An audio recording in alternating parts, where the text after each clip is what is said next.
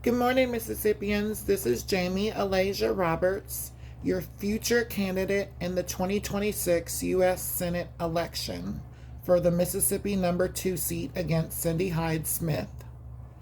This video is about a few reasons why I, Jamie Alasia Roberts, would be a healing and a helping human blessing to Mississippi as the number 2 seat holder in the U.S. Senate representing the state of Mississippi.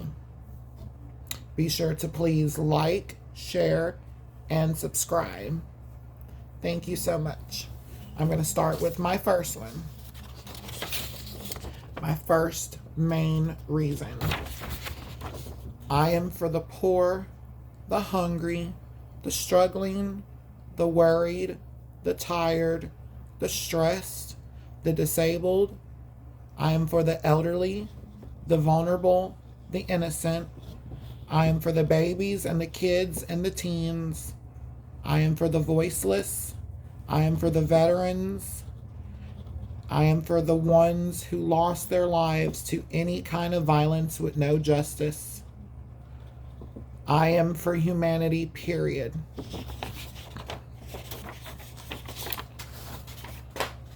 My next one.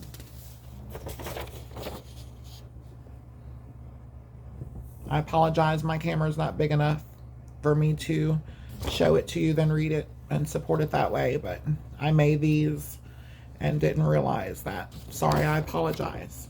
On to the next one.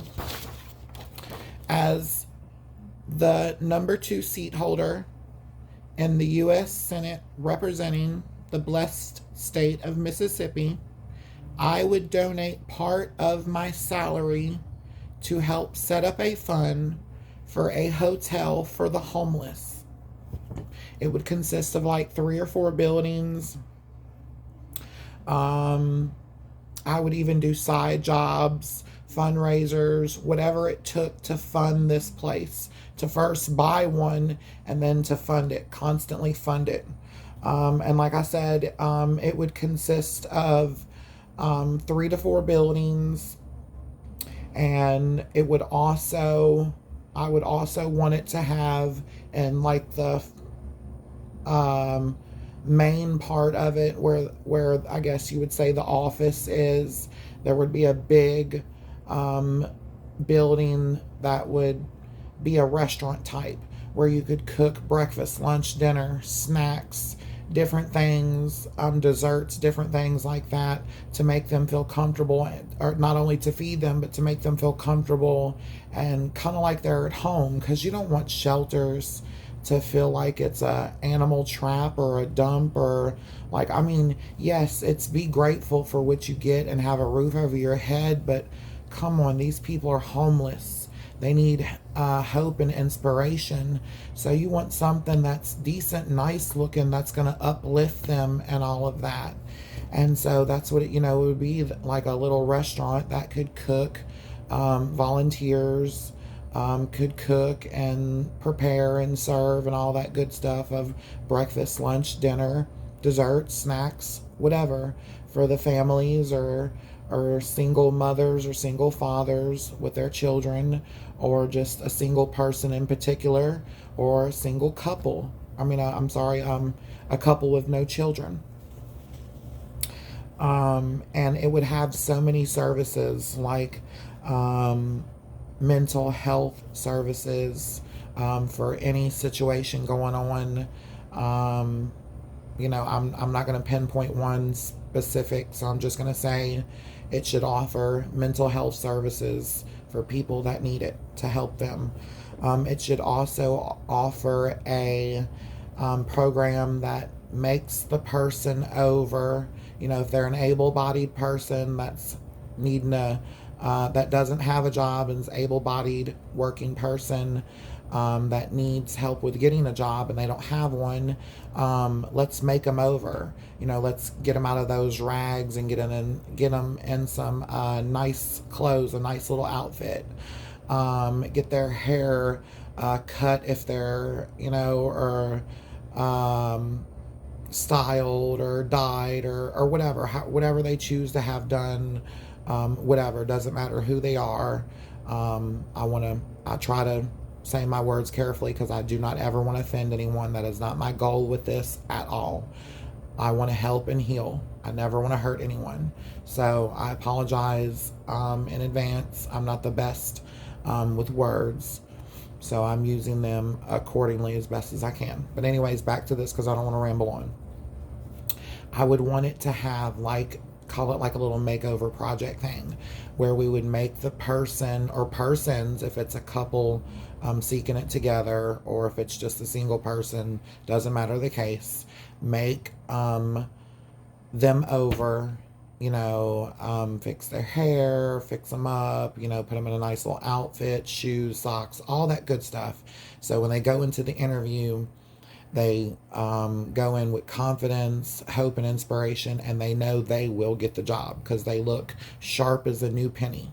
Like Molly Brown, the character on Titanic, told Jack Dawson when she put him out of his rags he was in and into one of her son's tuxedos. She said that he shined up like a new penny.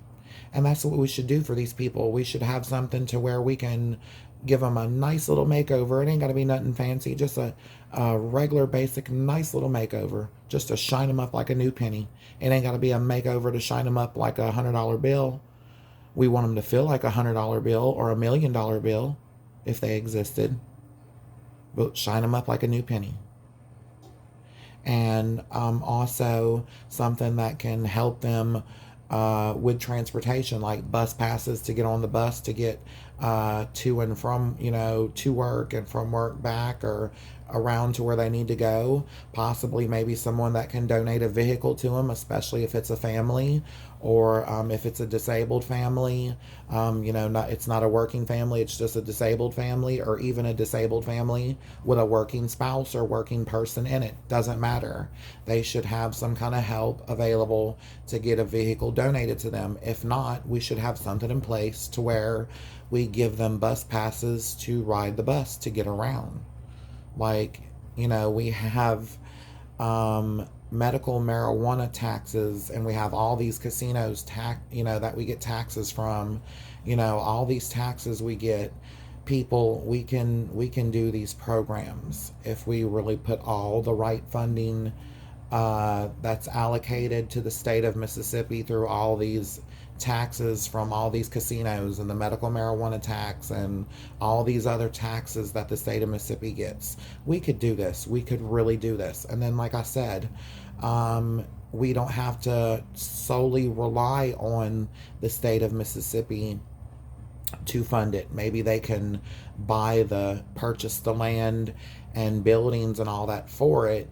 And then myself and I would put a team together with me to do fundraisers, charities, and all that different types of good stuff.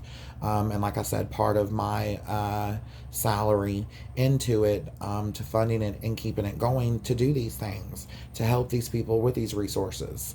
Help them have a place that they can go to if they have small children or babies, a place that they can go to get diapers or wipes or bottles or anything necessity formula, anything necessity crib, walker, car seat, anything stroller, anything necessity that they need for their baby, or school clothes and school supplies and stuff like that.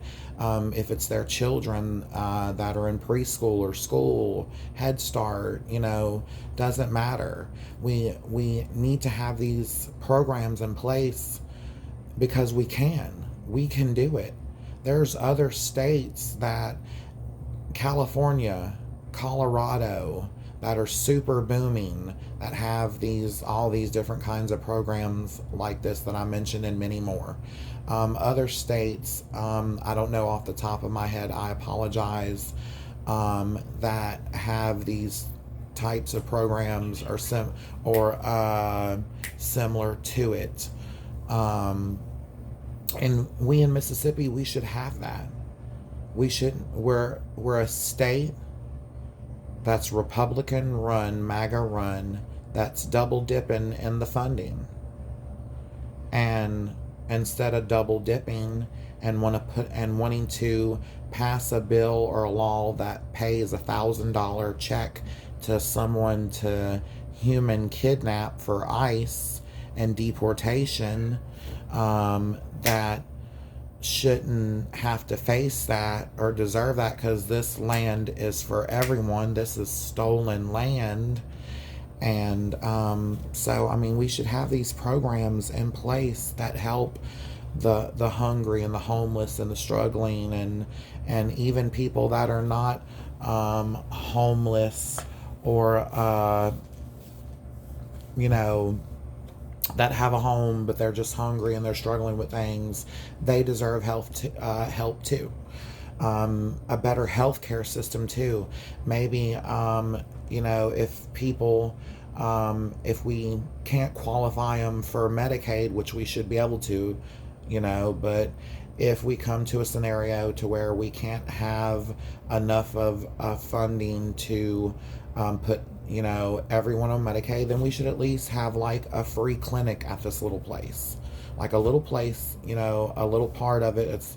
And have like a little free clinic where a doctor or a nurse practitioner comes and sees and treats people as part of the little free charity clinic, and they can do it 3 days a week, maybe 4.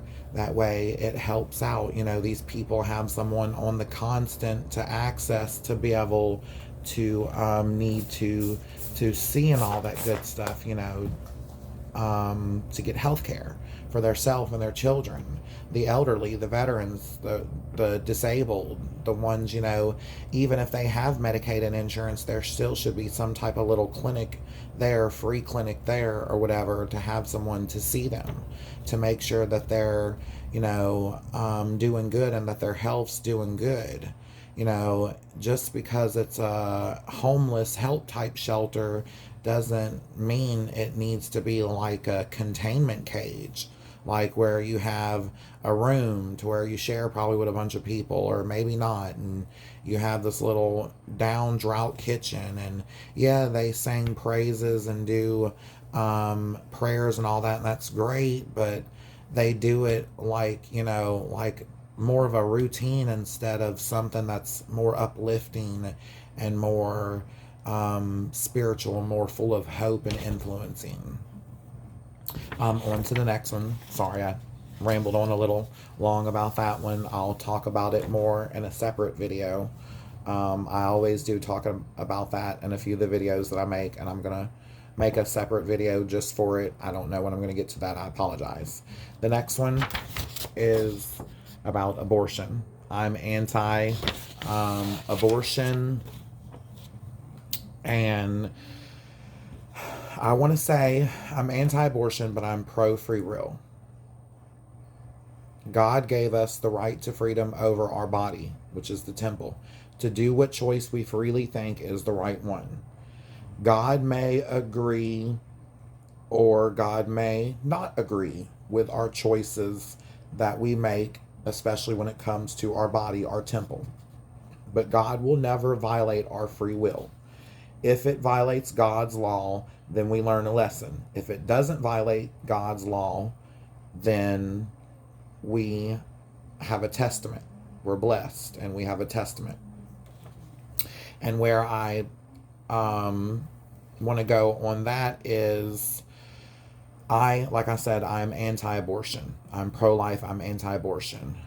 But I get a lot of women that have been speaking out on it and all that, and as I've learned more about God and learned about free will, again, at the end of the day, these women that shout my body, my choice, they are right. Now, I don't agree with what they do with their body when it comes to something like that, an abortion, but I mean, hey, we're not God.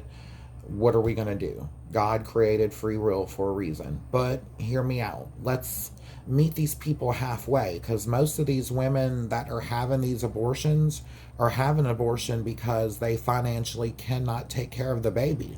So, and like maybe ease up on abortion to where we're not taking free will, free choice from these women, put it in place in some kind of way, an abortion law in some kind of way, but like meet them halfway, like give them the option, try to prevent as many abortions as possible or eliminate them by putting a funding program in place.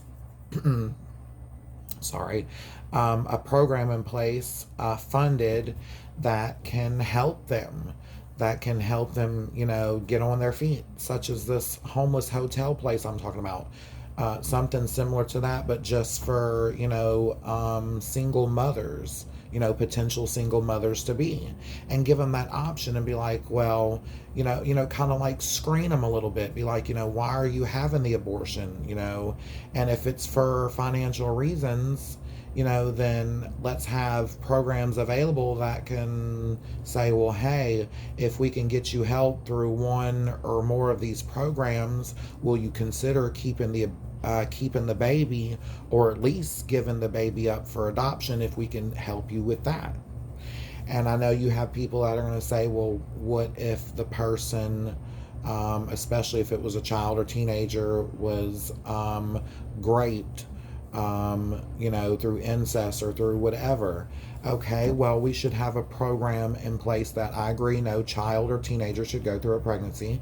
So we should have a program in place instead of putting them through an abortion, which is going to mess them up mentally as well. Let's put together funding or get Medicaid itself to cover the procedure that'll safely transfer the embryo, fetus, from the womb of the woman it's in into a more suitable woman of age and stability, if you're taking especially if you're doing that procedure on a child or a teenager, or even someone that was great. That's an adult that wishes to have something like that. The moral thing I'm trying to say is, I feel like if we have so many more funded options, I feel like we can reduce or even eliminate abortions without having a strict, harsh law that says, hey, this is the law.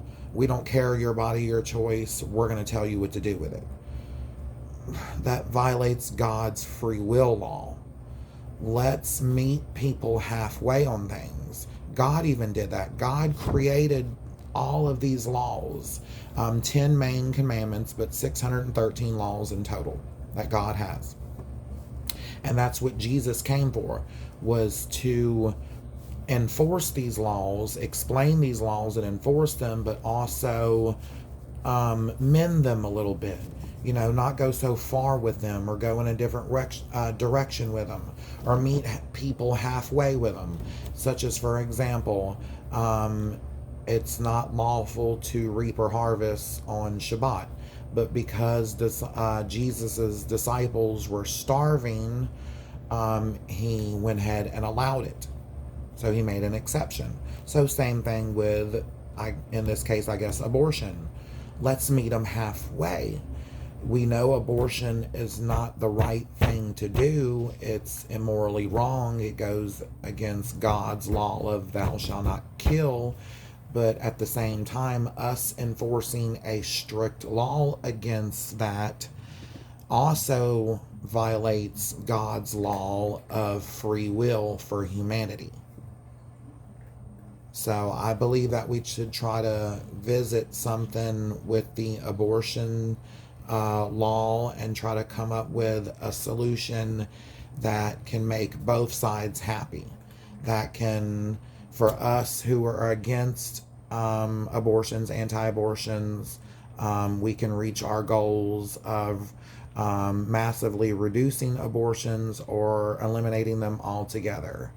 And the other side, the people that are pro-abortion, can still have their freedom, their free choice, the free will that God gave them in his law. So it's like a meeting halfway. And you never know. You'd be surprised. There might be quite a few people that are pro-abortion that might suddenly become anti-abortion if they say, hey, well, you know, all these programs are in place, then yeah, let's go with that. Let's see if they can help me or my loved one that's pregnant or whatever. I'm at 20 minutes. I don't want to go more than 30, so let me get through the rest. I'll talk about this one in another video, separate video, some more. There is the next one. It's about this American land. I believe that this American land can be saved and healed from the curse placed on it almost 250 years ago. Maybe give or take a little bit before that. I would actually say the original curse on this land came the day that Columbus stole this land for himself and his pale-skinned people from Europe. He escaped a bully government only to create a bully government himself. When he bullied the Indian Americans and stole their land, they inherited from their ancestors the black, dark brown, and brown Paleo Indians who came from Syria. So the Paleo Indians from Syria are the true discoverers of this American land. So when Christopher Columbus, who claims that he discovered this land in 1492, that was not true. He found this place, but it was already discovered, because you can't discover something that someone already lives on. You found it. Oh, I found this place where these people live, and I'm going to go live here. But you didn't discover it. You stole it from the people that it belonged to and made it your own. Kind of like, I'm not trying to say this to be racist, but white people, pale-skinned people, white-skinned people have done that to a lot of different races over time. They've stolen things and made it their own.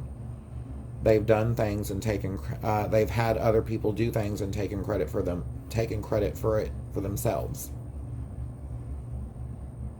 And it goes on still today.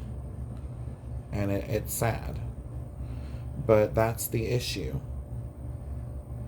That is the true issue. This land is cursed because of what happened, because of how everything came about. Especially, it really got cursed 250 years ago when the way, America was just formed. Like things could have been just done so much more differently. It really could have. But things happened the way they did, thus forming history the way it did, and teaching people the lessons and giving people the different characters through time that it did. So, it happened. Can't cry over spilled milk. I do want to make a separate video about that later on, as I have also spoke about that in a couple other videos of mine. But I'll get to even making, as soon as I possibly can, a video about that, a separate video about that. Moving on to the next thing, because I'm almost at 25 minutes. I'm at 24 minutes right now. This is the next one. I am not running for U.S. Senate to advance a trans agenda. Like, I'm sure a lot of people are going to be like, oh, you're a transgender female, you're going to government, you're only running for U.S. Senate and want to go to government and all that to advance a trans agenda or LGBTQ plus agenda or any kind of agenda like that of sort or whatever. No.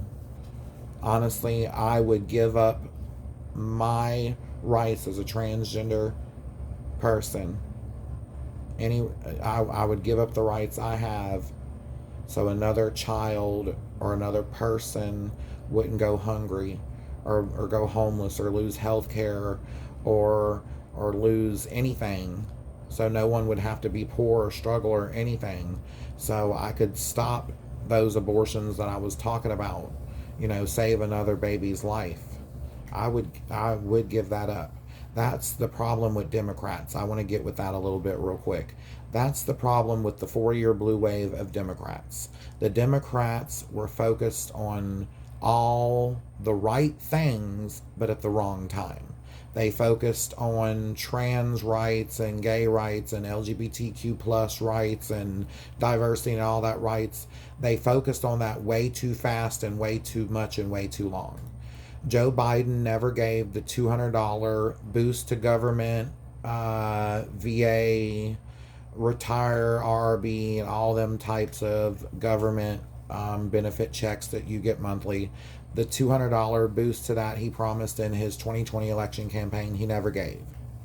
Any of the help or any of that he promised, he never gave. He made, under his administration, prices, went soaringly high, gas and all the different things. And, that was because they focused on all the right stuff, but at the wrong time. And then not only did they focus on the right stuff, but at the wrong time, they focused on it way too long. They focused on it the whole 4 years they had power. The whole 4 years it was a blue wave. So if you kind of want to put some blame out there for the Republicans gaining power and Donald Trump getting reelected, you kind of need to put a good chunk on the Democrats, because you had 4 years of a blue wave, full Democratic power, and you wasted it. You blew it. You focused on, like I said, all the right things. Those are right things, part of humanity, part of human rights.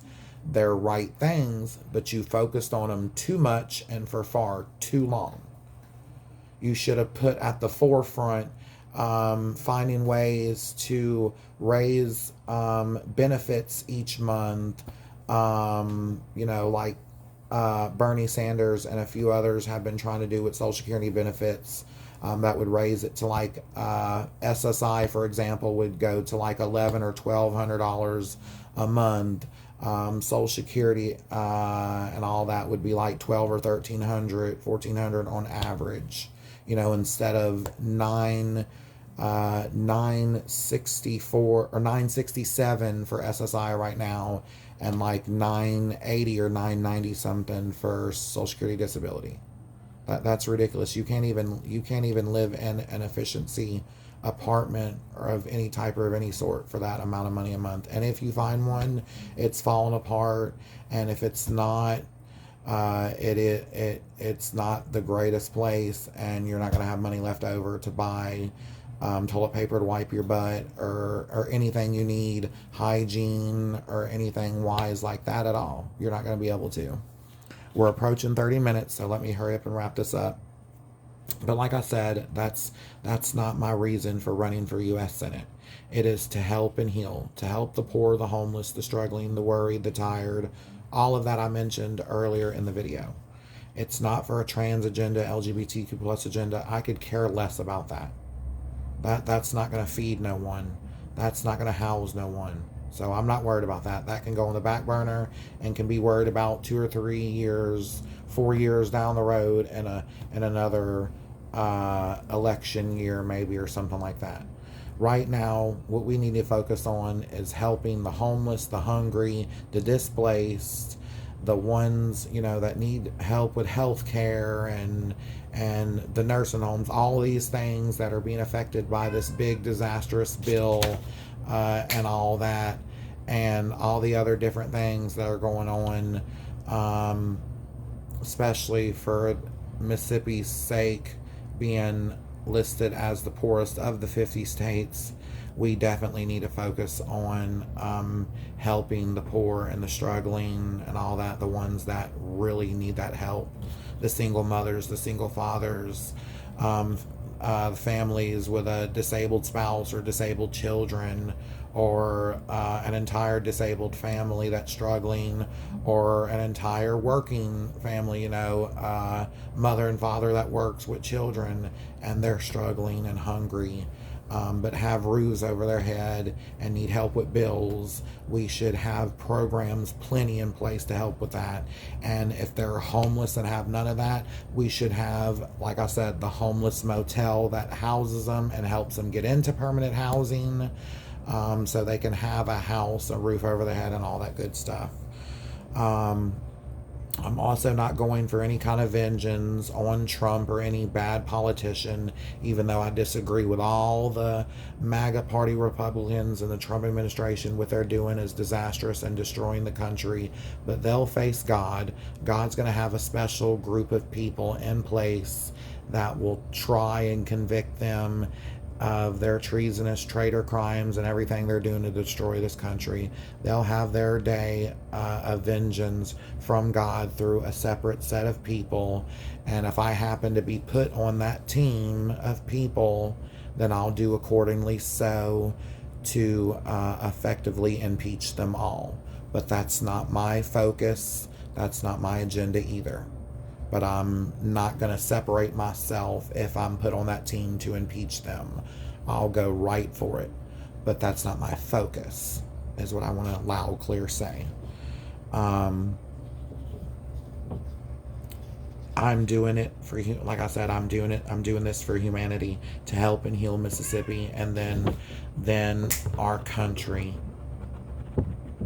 Hashtag help Mississippi thrive. Hashtag a new political party.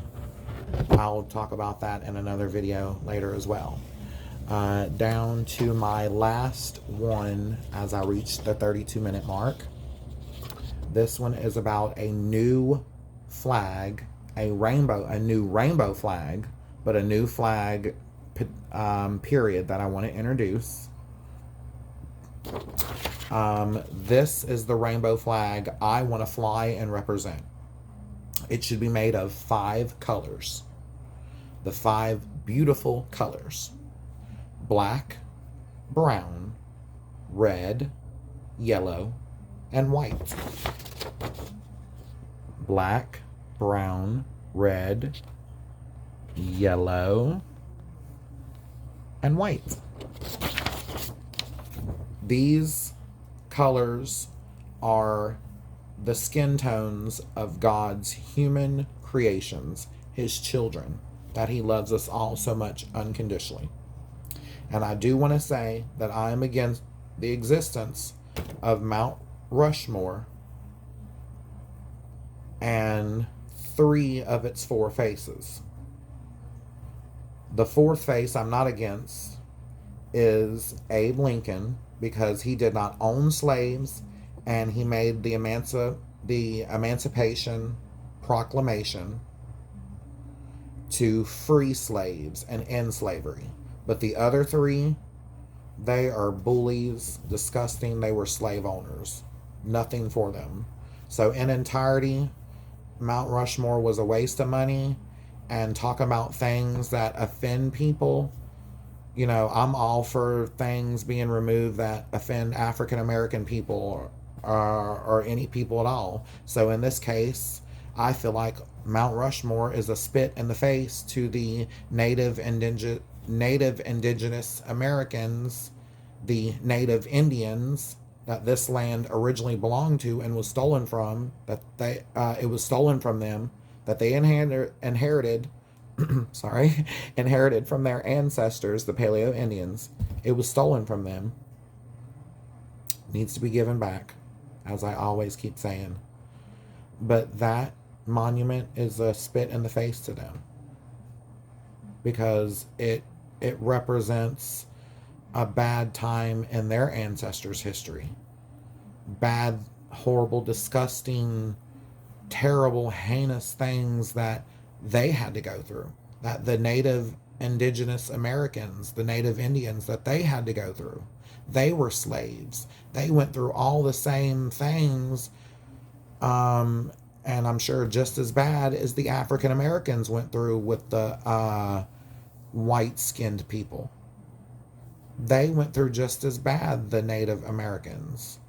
So therefore, things that offend them need to be removed. And we should start, like I said, with Mount Rushmore.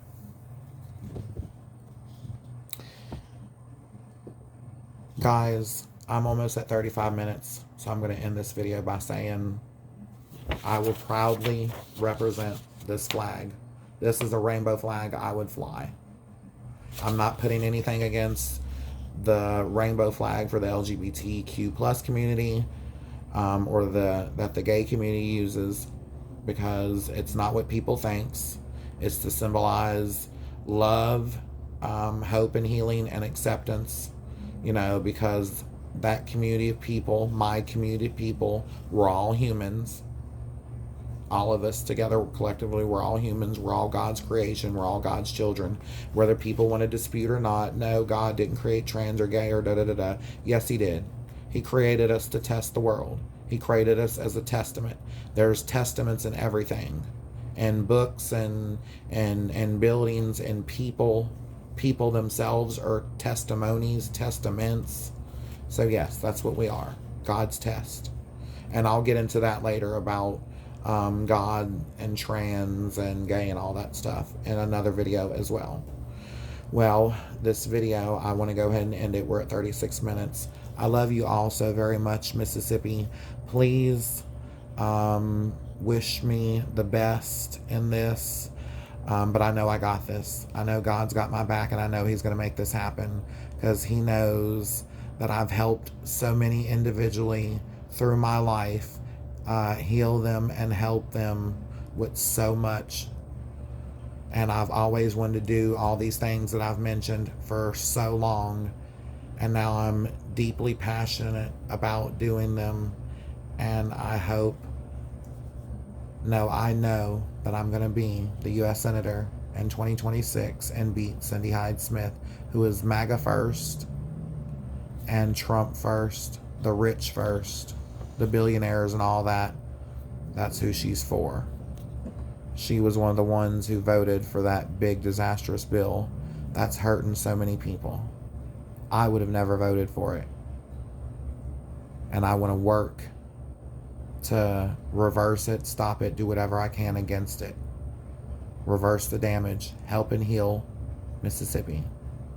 Again, I love you guys so very much. You have a blessed night. Love you to all my haters. Love you to all my supporters. Love you to every single person, because that's what God says to do. Love everyone regardless. Love thy neighbor and love thy enemies, just as you would love yourself. Have a blessed day, Mississippi. Again, I love you so very much. And be safe out there in this cruel and crazy world. Bye-bye.